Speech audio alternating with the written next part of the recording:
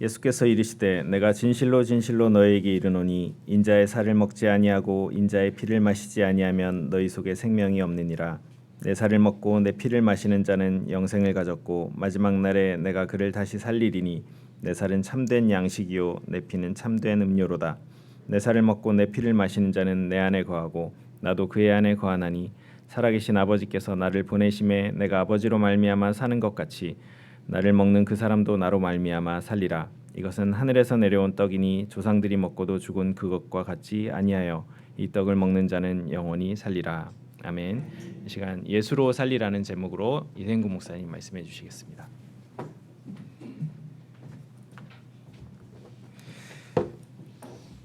예, 보니까 오늘 서울이 폭염주의보가 이렇게 뜬 것 같습니다. 이렇게 더운 날씨에 또 이렇게 주일 하나님 앞에 또 예배 드리기 위해서 오신 우리 성도님들 참 많이 애쓰셨습니다.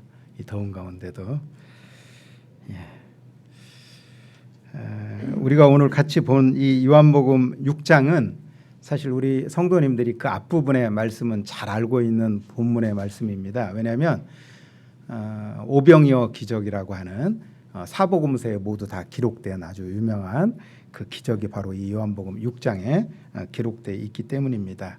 그렇기 때문에 이제 오늘의 본문 말씀은 그 오병이어의 기적 이후에 이어지는 그런 말씀이기 때문에 그런 맥락 가운데 우리가 함께 이 말씀을 함께 이해할 수 있으면 좋겠습니다.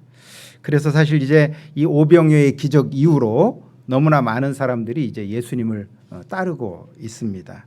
왜냐하면 그들은 사실 예수님에게 그 축복, 오병이어 기적을 통해서 베풀어진 그러한 기적을 기대하고 있기 때문입니다. 그래서 오늘 우리가 본 그 말씀 앞에 요한복음 6장 31절 34절에 보면 이런 말씀이 있습니다. 기록된 바 하늘에서 그들에게 떡을 주어 먹게 하였다 함과 같이 우리 조상들은 광야에서 만나를 먹었나이다. 34절에 보면 그들이 이르되 주여 이 떡을 항상 우리에게 주소서. 이렇게 많은 사람들이 예수님을 따르는 이유는 바로 이러한 기적을 기대하고 지금 예수님을 따르고 있는 겁니다. 우리가 잘 알다시피 예수님은 그분들의 그 기대를 충족시켜지기 위해 충분한 분으로 이미 입증되어져 있습니다.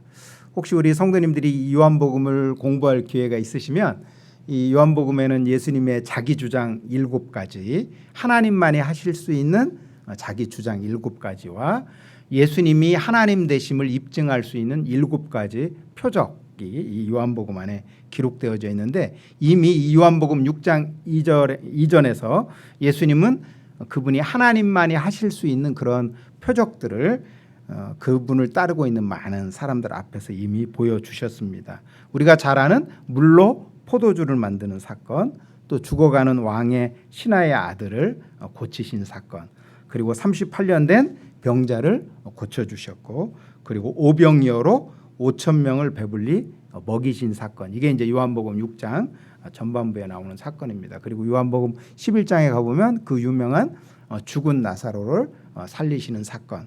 이러한 예수님의 하나님 되심을 보여줄 수 있는 이런 여러 표적들로 인해서 예수님을 따르는 많은 사람들은 자신들의 필요죠.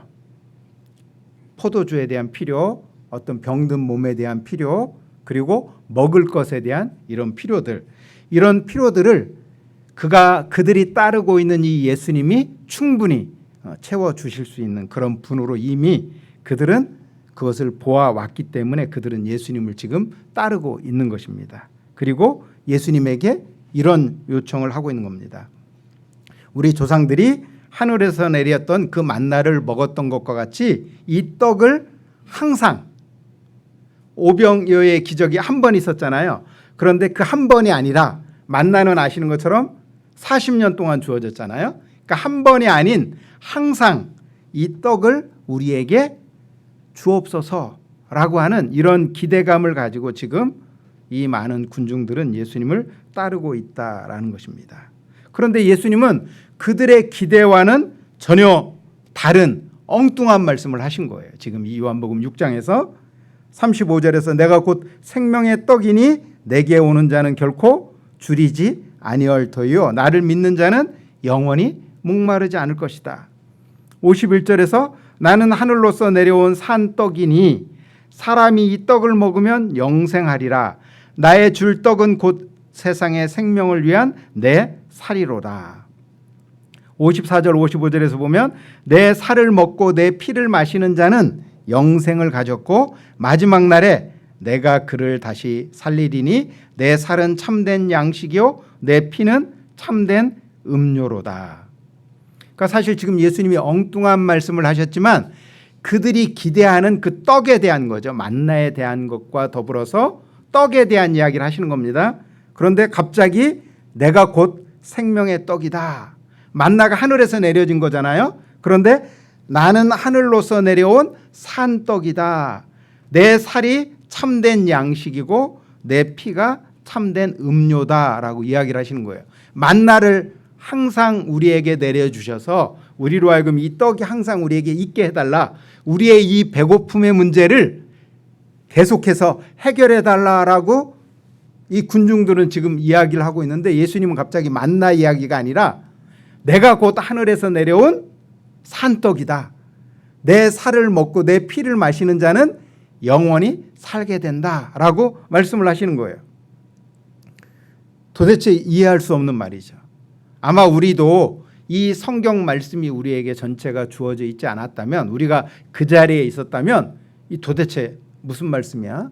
우리는 지금 만나를 원하는 건데 왜 갑자기 자신이 살아있는 생명의 떡이라고 말씀하시면서 자신을 먹고 마시라고 말하지? 이렇게 말했을 것입니다. 그래서 오늘 이 본문 뒤에 나오는 6장 60절에 보면 제자 중 여럿이 듣고 말하되 이 말씀은 어렵다. 지금 예수님이 하시는 이 말씀이 어렵다는 거예요. 누가 들을 수 있느냐? 누가 도대체 이 예수님의 말씀을 이해할 수 있겠냐라는 거예요. 너무 어려운 말씀을 하고 있죠. 지금 이 군중들은 예수님께서 행하신 그 기적과 능력 그리고 예수님께서 베풀어 주실 그 축복 만나와 같은 거죠. 이것을 원했던 것이지 예수님의 살과 피를 원한 것이 아닙니다. 이제 우리가 교회사를 공부하다 보면 초대교회사에 우리 많은 핍박들이 있었잖아요. 그 핍박들의 요소들 가운데 한 가지가 바로 이런 부분입니다. 성찬식에 대한 부분들이었던 거예요. 예수님을 안 믿는 사람들이 밖에서 들으니 예수 믿는 사람들이 함께 모여서 매주 무언가를 해요. 근데 성찬식을 하는 거야. 그런데 그 떡과 포도주를 마시면서 우리가 살과 피를 먹고 마신다라고 이야기를 하는 거예요. 그런데 그것이 꼭 어떤 상징적인 어떤 형식적인 것들로 들려지는 것이 아니라 정말 그들은 너무나 생생하게 누군가의 살과 피를 먹고 마시는 것처럼 성찬식에 임하고 있는 거예요. 그러니까 그 장면을 보지 못하고 그 이야기를 듣는 사람들 안에는 그들은 뭐예요? 인육을 먹는 사람들인 것처럼 꼭 예수님의 살과 피를 먹는 사람들인 것처럼 때로는 우리가 그것을 하나의 상징처럼 하나의 기념식을 하듯 우리는 성찬식에 참여하는 경우들이 있죠. 그러나 그 성도들은 성찬식에 참여할 때 정말 진심으로 리얼하게 내가 지금 예수님의 살과 피를 먹고 마시는 그 행위 가운데 참여했던 것이죠. 지금 예수님을 따르는 이 군중들은 그러한 예수님의 살과 피를 원하는 것이 아니라 우리 조상들이 먹었던 그 만나 그리고 며칠 전에 당신이 우리에게 보여주었던 보리떡 5개와 물고기 2마리로 성인 남자들만 5,000명을 먹이고도 12광주리에 남을 만큼 그 엄청난 기적 그런 기적들을 우리에게 보여달라는 거예요. 그래서 우리의 가난의 문제 그리고 당신이 왕의 신하의 아들을 고쳐주었던 그 38년 된 그 병자를 고쳐주었던 그런 기적을 우리에게 보여주셔서 우리로 하여금 더 이상 육체적인 고통으로부터 해방될 수 있는 그러한 세상을 우리에게 열어달라는 거예요. 그런데 이미 예수님은 그것을 보여줄 수 있는, 그것을 행할 수 있는 분으로 입증되신 거잖아요. 그런데 우리의 기대와는 달리 내가 원하는 하늘에서 내려오는 그 만나가 아니라 자신의 살과 피를 먹고 마시라라고 말하니 이 얼마나 어려운 이야기가 되겠습니까? 우리 성도님들이 아시는 것처럼 이스라엘 백성들이 광야에서 먹었던 그 만나, 40년 동안이나 먹었던 만나죠. 그 만나를 우리에게 항상 있게 하여 주옵소서라고 말하는데 우리 그 만나 본 적 없잖아요. 그죠? 제가 어린아이들에게 설교할 때 그 만나 PPT를 보여주려고 할 때 그 만나를 보여줄 수 없어요. 왜? 오직 그 당시에만 존재했던 거잖아요. 40년 동안 이스라엘 백성들이 광야에서 먹었던 만나죠. 누가 그걸 사진으로 찍어놓지도 않았잖아요. 그러니까 이 자리에 있는 우리는 그 만나를 본 적이 없어요. 그 만나를 먹어본 적도 없습니다. 꼭 꿀 섞은 과자 같다라고 했는데 그 맛을 몰라요. 꿀꽈배기? 예. 그런데 우리 성도님들 꿀꽈배기 얼마나 달달하고 맛있습니까? 근데 꿀꽈배기 한 봉지 드셔보세요. 어때요? 너무 이렇게 눅눅하잖아요. 그죠? 그 꿀꽈배기를 매일매일 드셔보시라고 한번 해보세요. 밥 대신. 예? 아침에도 꿀꽈배기, 점심에도 꿀꽈배기, 저녁에도 꿀꽈배기. 아마 하루에 3번 정도 먹고 나면 아마 경기하실 겁니다. 내일도 꿀꽈배기를 먹는다라고 하면 경기하시겠죠? 정말 우리로서는 알 수 없는 특별한 음식이에요. 우리가 만든 제조한 그런 음식이 아니잖아요. 하늘로부터 내려온 특별한 음식이에요. 하나님이 만들어주신 정말 특별한 선물입니다. 보지도 못하고 만져보지도 못하고 맛보지도 못한 그 특별한 선물이에요. 그러니 이 예수님을 따르는 그 이스라엘 사람들이 이것을 요청할 만하죠. 아, 정말 지금 우리가 따르고 있는 이 예수라고 하는 이분은 정말 우리의 조상들이 먹었다라고 하는 그 만나를 우리에게 먹여줄 수 있는 그런 분으로 뭔가 확신이 드는 거거든요. 왜? 이분이 보여주시는 그 능력 너무나 탁월하단 말이에요. 정말 하나님이 아니면 행하실 수 없는 그 한 가지 한 가지의 사건들이에요. 그래서 우리는 요한복음에서 예수님이 보여주신 이 사건을 뭐라고 말한다? 이 기적을 표적이라고 말하는 거예요. 표적. 예수님의 하나님 되심을 입증할 수 있는 기적들이라는 거예요. 하나님만이 보여주실 수 있는 기적이에요. 그걸 지금 이스라엘 사람들이 본 거예요. 그리고 그것을 어떻게 한 거예요? 경험한 거예요. 그걸 맛본 거예요. 그러니 당연히 이 요청을 할 수밖에 없죠. 수천 년 전에 우리의 조상들이 먹었다라고 하는 그 만나를 우리에게 먹여주실 수 있는 그 분인 거예요. 그래서 이 하늘에서 내려온 이 만나를 항상 우리에게 있게 하여 달라라고 지금 그들은 예수님에게 요청하고 있는 겁니다. 그들의 요청 앞에 예수님이 하신 말씀, 그게 오늘의 본문의 말씀인데 우리는 예수님의 말씀을 잘 들어야 됩니다. 이 요한복음 6장 전반 가운데 나타나는 예수님의 말씀을 우리는 잘 들어야 돼요. 예수님이 이 6장 49절에서 이렇게 말합니다. 너희 조상들은 광야에서 만나를 먹었어도 어떻게 됐다? 죽었다. 이렇게 말합니다. 아니, 그들이 그렇게 기대하고 그들이 그렇게 바라는 그 만나, 우리에게 이 떡을 주셔서 항상 우리에게 있게 해달라고 하는 그 만나를 원했는데 갑자기 예수님이 그렇게 말씀하시는 거예요. 너희들이 그렇게 기대하는 그 만나, 정말 특별한 하나님의 기적의 음식이에요. 그런데 놀랍게도 그 만나를 먹은 너희 조상들이 어떻게 됐다는 거예요? 광야에서 죽었다는 거예요. 우리 다 알죠? 다 죽었어요. 그럼 이 죽었다라는 의미는 단순한 생물학적 의미만을 말하는 게 아닙니다. 그 만나를 먹은 너희 조상들이 신체적으로 죽었다? 이 말씀의 의미가 아니에요. 사실은. 이걸 떠나서 더 총체적 의미입니다. 만나를 먹은 너희 조상들이 신체적으로 죽었을 뿐만 아니라 정신적으로, 영적으로도 어떻게 됐다는 거예요? 죽었다는 거예요. 그 의미가 뭐예요? 이스라엘 조상들은 그 하늘에서 내려오는 그 만나를 매일매일 먹었어요. 그러면서 그들이 나중에 어떻게 말합니까? 모세에게 우리 질린다는 거예요. 저 만나 질린다는 거야. 우리가 애굽에 있을 때는 하면서 그들이 얼마나 이제 뭘 해요? 불평을 한다는 겁니다. 너희 조상들이 광야에서 만나를 먹고도 죽었다라는 말에 어찌 보면 정확한 의미는 뭐냐? 그 만나가 너희들을 100% 만족시켜주지 못했다는 거예요.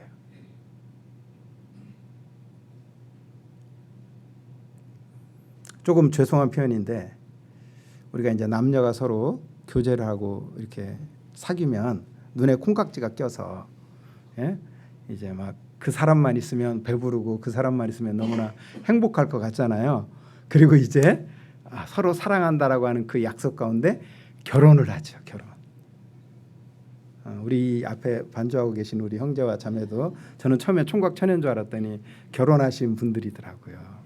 네, 우리 다 압니다. 어떠세요? 살다 보면 그 만족스럽지 못한 부분들이 많이 있거든요. 우리 두 분은 안 그럴 수도 있어요.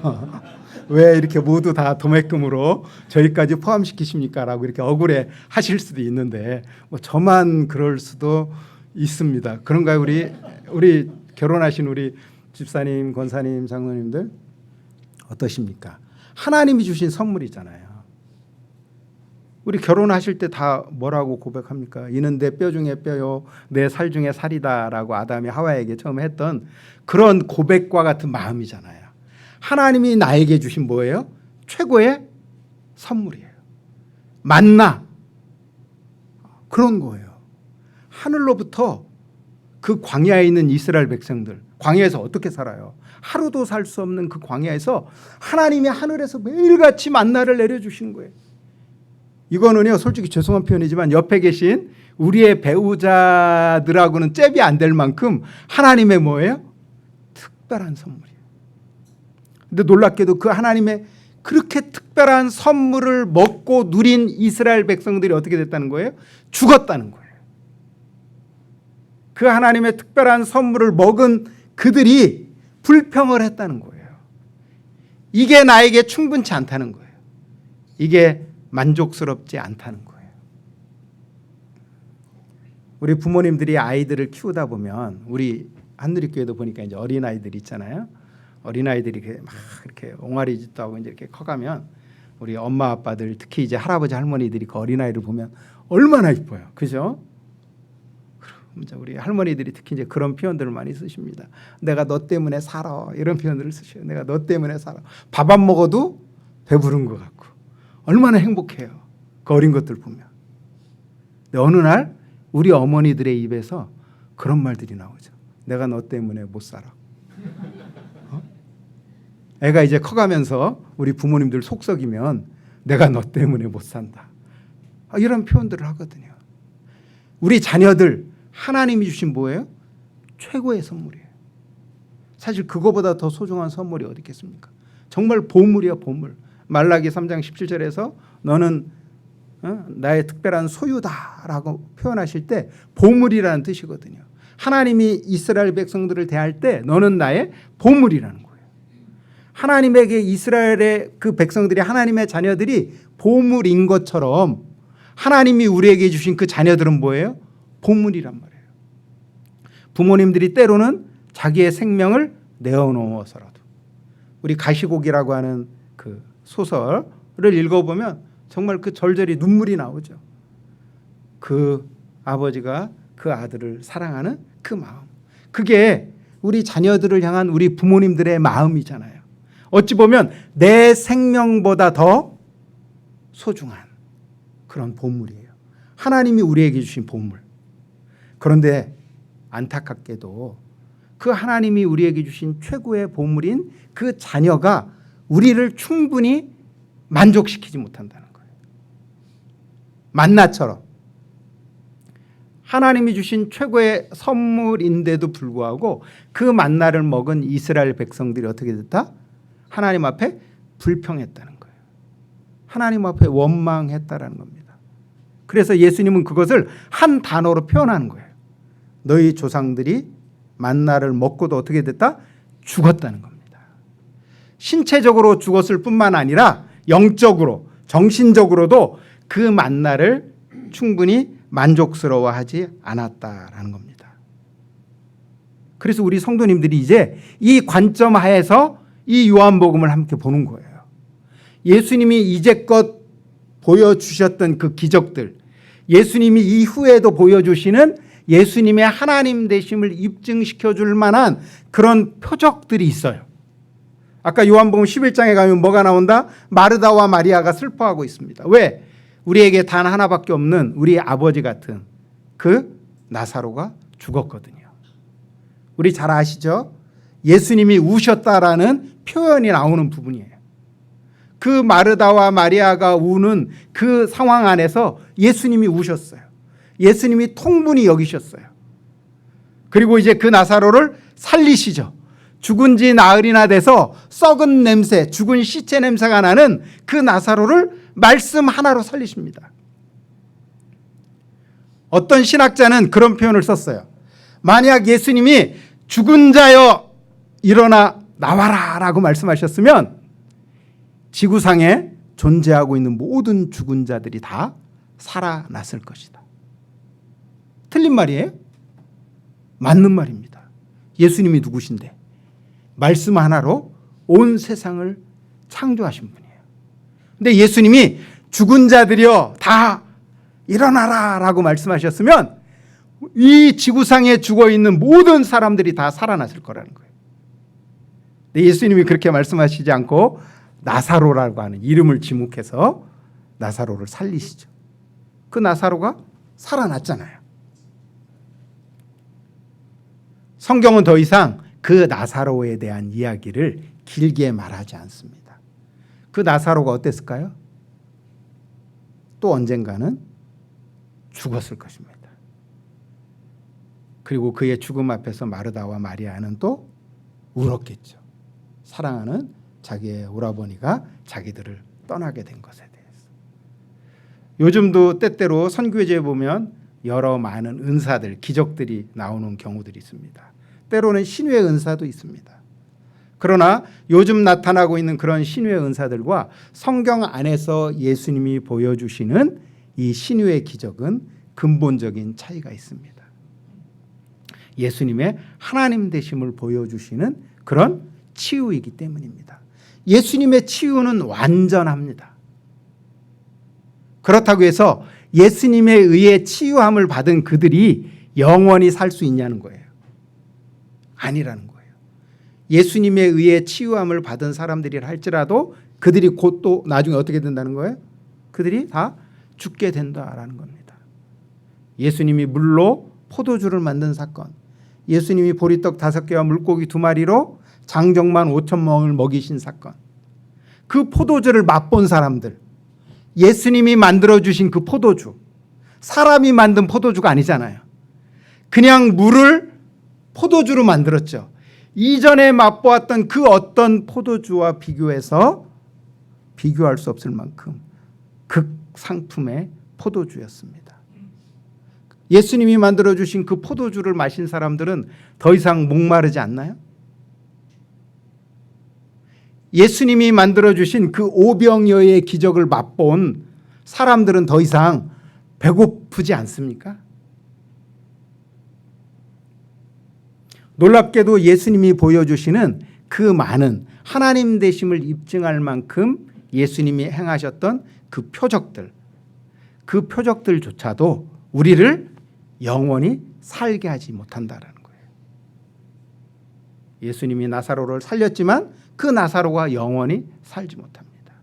예수님이 물과 포도주를 만드셨지만 그 포도주와 그 보리떡을 먹은 사람들 안에 여전히 육체적인 갈증과 그 배고픔은 해결될 수 없는 것입니다. 우리 인간들이 느끼는 그 목마름, 그것이 무엇이든 하나님의 선물로 채워지는 것이 아니다라는 것입니다. 만나 하나님의 특별한 선물이고 예수님의 치유하심 하나님의 특별한 선물입니다. 예수님이 오병이어로 그 배고픔 많은 사람들을 먹이신 그 사건, 그것 또한 하나님의 특별한 선물이다라는 것입니다. 그리고 앞에서 말씀드린 것처럼 나와 함께 살아가고 있는 나의 배우자들, 우리 가정 가운데 함께 하신 그 특별한 선물, 우리의 자녀들, 그 모든 것이 다 하나님의 특별한 선물이지만 그 하나님의 특별한 선물이 우리를 살게 하는 것은 아니다라는 것입니다. 그 특별한 선물들 안에 여전히 뭐가 있다? 이단적 발음처럼 소리처럼 들릴지 모르겠지만 여전히 뭐가 있어요? 부족함이 있다는 거예요. 내 아내에게, 내 남편에게, 내 자녀들에게 그 만나에 여전히 뭐가 있어요? 부족함이 있다라는 것입니다. 그래서 우리가 잘 알고 있는 프랑스의 유명한 파스칼이라고 하는 철학자, 수학자죠. 그가 이런 고백을 했습니다. 우리 인간의 마음 안에는 큰 허무가 있다는 거예요. 큰 구멍이 있다. 이 구멍이 있으니까 우리 인간은 늘 뭘 해요? 목마름이 있는 거예요. 갈증이 있는 겁니다. 무언가로 이 만족을 채우고 싶은 그 가람이 있어요. 그런데 안타깝게도 우리 안에 있는 그 뻥 뚫린 그 허무는 그 어떤 것으로도 그 어떤 피조물로도 채울 수 없다는 겁니다. 내 자녀로 채울 수 없어요. 내 아내와 내 남편으로 채울 수 없습니다. 만나로 채울 수 없어요. 오직 예수 그리스도로만 채울 수 있다라고 파스칼이 그런 고백을 했습니다. 그래서 하나님은 하나님 자신의 전부를 우리에게 주신 것입니다. 하나님의 손에 들려진 어떤 선물로 살아가는 존재가 아니다라는 것입니다. 우리 인간은 오직 하나님 그분으로만 살아갈 수 있는 존재이기 때문에 하나님 그분이 자신의 전부를 우리에게 주시기 위해서 이 땅 가운데 오셨다라는 것입니다. 그리고 하나님의 아들 예수 그리스도를 통해서 우리에게 이렇게 말씀하시는 겁니다. 요한복음 6장 57절에 보면 살아계신 아버지께서 나를 보내심에 내가 아버지로 말미암아 사는 것 같이. 예수님이 뭐라고 말씀하셔요? 내가 아버지로 말미암아 사는 것 같이. 수가성 사마리아에서 예수님이 복음을 전할 때 예수님에게도 여전히 뭐가 있었어요? 목마름이 있었습니다. 왜? 그분은 우리와 똑같은 인성을 입으신 분이기 때문입니다. 그분에게도 피곤함이 있었어요. 그분에게도 배고픔이 있었습니다. 근데 놀랍게도 제자들이 양식을 구해왔을 때 나에게는 너희가 알지 못하는 양식이 있다라고 말씀하고 있습니다. 우리 인생은 이렇듯 꼭 이 땅에 있는 그 무엇으로 살아가는 존재가 아니다라는 겁니다. 그래서 예수님이 이렇게 말씀하신 거예요. 살아계신 아버지께서 나를 보내심에 내가 아버지로 말미암아 사는 것 같이라는 표현을 씁니다. 예수님이 이 땅 가운데서 비록 인간의 몸을 입고 이 땅에 오셨지만 예수님은 아버지로 말미암아 살아가셨다라는 표현을 쓰고 있는 겁니다. 사는 것 같이 나를 먹는 그 사람도 나로 말미암아 살리라.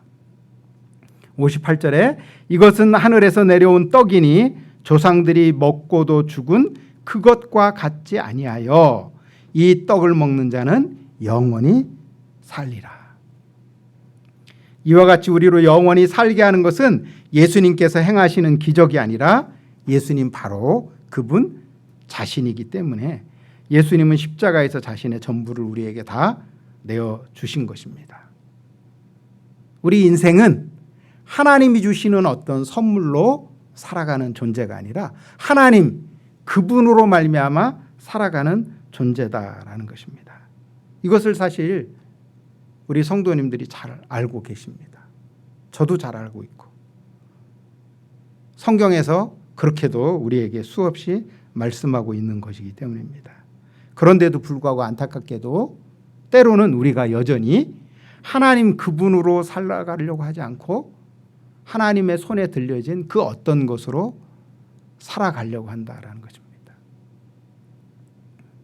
좀 죄송한 표현이지만 때로는 나의 자녀가, 때로는 나의 배우자가 부족한 것이 느껴질 때, 그때는 그분들이 부족한 게 아니에요. 그분들은 원래부터 뭐예요? 원래부터 부족했던 사람들이에요. 그럼 뭐 한 거예요? 하나님의 은혜가 부족한 거예요. 하나님의 은혜가 부족하면 하나님이 우리에게 허락하신 그 특별한 선물조차도 뭐예요? 우리에게 부족하게 느껴집니다.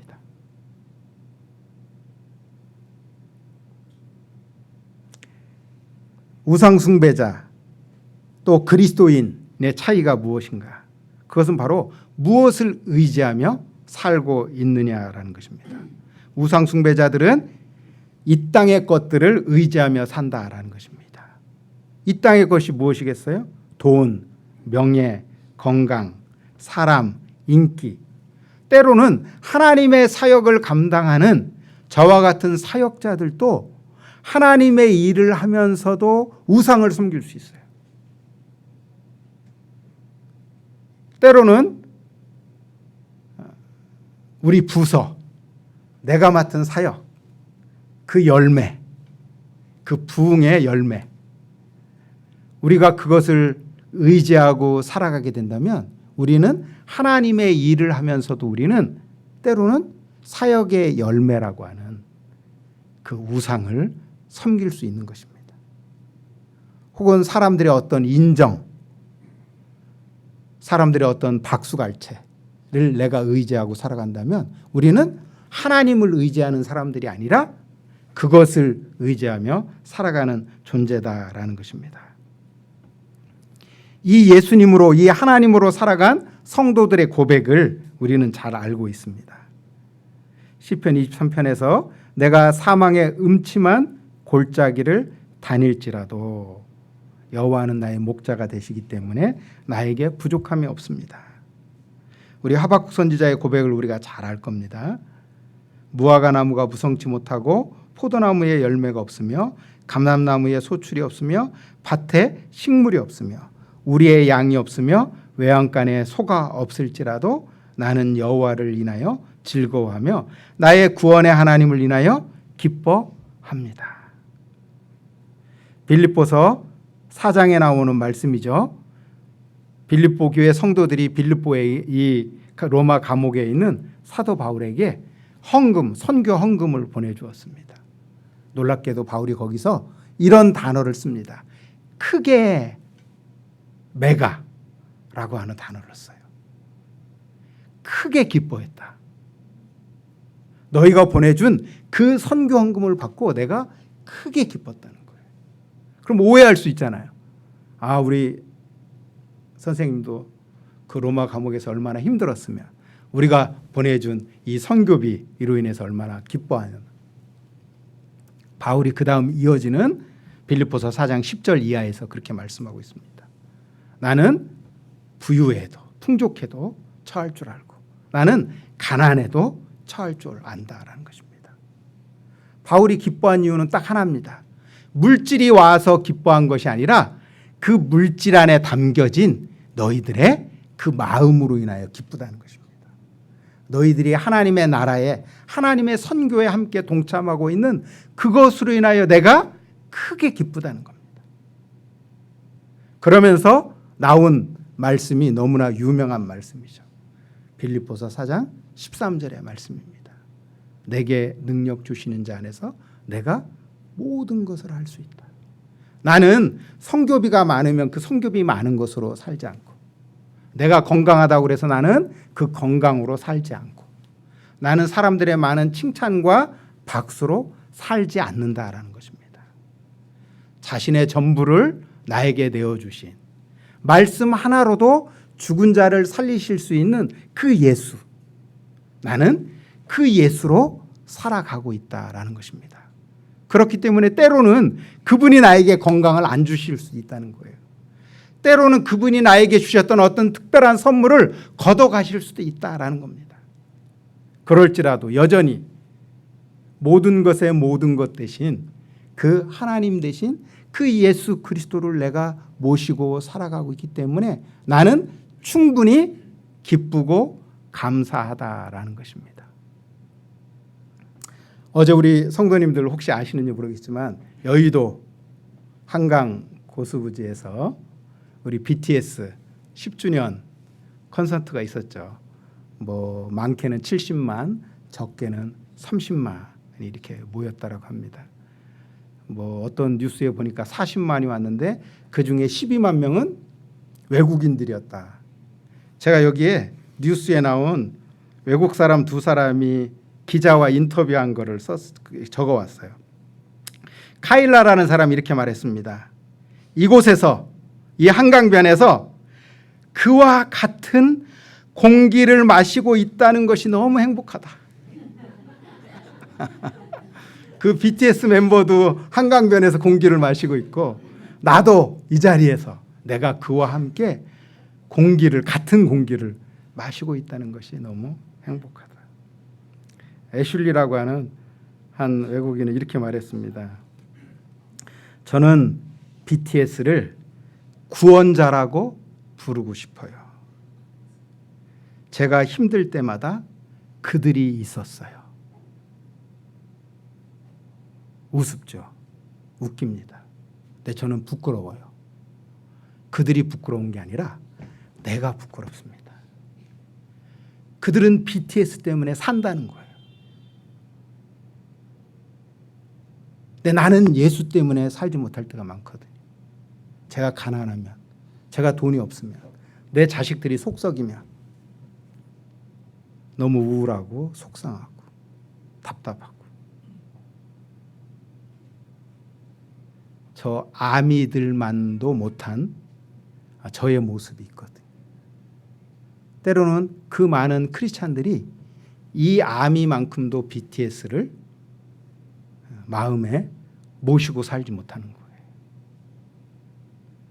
하나님이 우리에게 주시는 그분의 손에 들려진 어떤 특별한 선물들이 있으면 행복해하고 그 선물이 뭔가 줄어들면 우울해하고 슬퍼하고 출애굽기 32장에서 모세가 하나님 앞에 그렇게 고백을 합니다. 하나님이 모세에게 내가 새로운 백성을 만들어서 그 가나안 땅으로 너로 하여금 인도해 드리겠다라고 이야기를 합니다. 그러면서 내가 더 이상 저들과는 함께하지 않겠다 라고 이야기할 때 모세가 그 하나님께 하는 고백입니다. 하나님이 함께하지 않는 그 가나안 땅 저 필요 없습니다. 젖과 꿀이 흐르는 그 약속의 땅 하나님이 함께하지 않는다면 저는 필요가 없습니다. 오히려 하나님이 함께하시는 이 광야를 원합니다. 우리는 때때로 하나님의 축복에 눈이 멀어서 하나님의 축복에 목말라 할 때가 너무 많습니다. 그게 아니라 하나님 그분 자신에게 우리가 목말라 하고 그분에게 갈증을 느껴야 되는데 그렇지 못하는. 제가 우리 저 앞자리에 앉아서 아침에 찬양을 부르면서도 제가 막 마음이 괴로워요. 왜냐하면 저 찬양을 부르면서 막 제가 어쩔 때는 딴 생각을 하는 거야. 창피하죠. 목사가 찬송을 부르면서 딴 생각, 제가 엉뚱한 생각을 한다는 게 아니라 어떤 사역에 대한 일들을 생각해요. 막 사역. 제가 막 답답한 거야 마음이. 내가 지금 하나님을 전심으로 예배하고 그 하나님을 높여야 되는 이 시간에 하나님의 일을 생각하고 있어요. 그 하나님이 기뻐하시는 일이겠어요? 아니죠. 때로는 우리가 이렇게 엉뚱한 짓들을 해요. 하나님 그분에게 관심 갖고 하나님 그분으로 목말라 하고 하나님 그분으로 갈증하고 그 하나님을 더욱더 가까이 하기를. 당신이면 충분합니다. 그래서 그분을 더 우리가 사모하는 그런 마음이 제 안에도 없을 때가 많이 있다라는 것입니다. 다시금 우리가 하나님의 손에 들려진 어떤 축복을 사모하는 자들이 아니라 하나님 그분 자신을 사모하는 우리 모두가 되었으면 좋겠습니다. 같이 기도하겠습니다.